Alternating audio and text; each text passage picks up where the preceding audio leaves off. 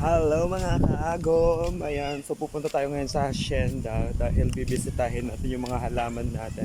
As you can see, mahangin dahil mayroong bagyo. Kaya kinakabahan ako, baka natumba na yung mga balag ng ating mga pananim. Let's go!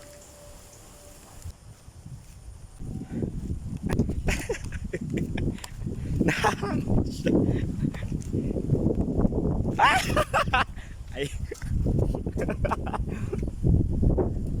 hindi naman masyadong kalayuan yung bahay namin dito sa may hacienda. Wait. Ay. Ayan, so nandito na tayo.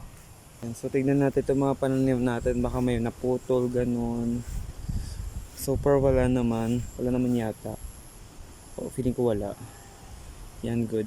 Medyo matibay itong balag kasi. Tapos ito yung kagandahan kapag yung ginagamit mong pangbalag or yung akyatan ng ating mga pananim ay yung ganito, yung PC, yung tali na kulay blue.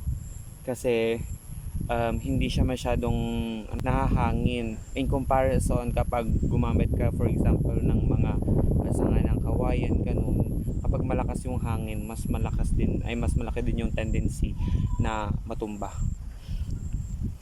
Sa araw na ito, hindi naman masyadong maulan. Ang panaka-naka lang yung ulang, ang problema ko lang, malakas yung hangin at baka matumba yung mga balag natin. Pero so far so good naman, wala naman naging problema or wala namang naging damage sa mga pananim natin. So ang gagawin na lang natin for today's video ay mag-aabono na lang tayo ng ating mga pananim. Let's go!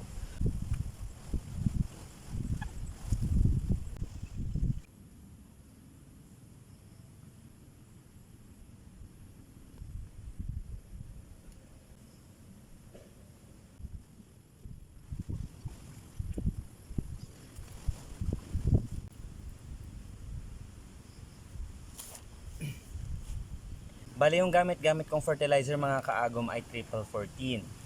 So merong dalawang basic na pag-aabono. Ito yung direct kung saan ilalagay mo siya ng direkta dito sa may halaman o kaya naman itutunaw sa tubig. Yung direct ginagawa natin tuwing tag-ulan dahil yung tubig ulan na yung magtutunaw sa ating mga fertilizer. Samantalang yung nakatunaw naman sa tubig ay usually ginagawa ito tuwing tag-tuyot dahil walang tubig ulan natutunaw sa mga fertilizer, sa mga butil ng fertilizer.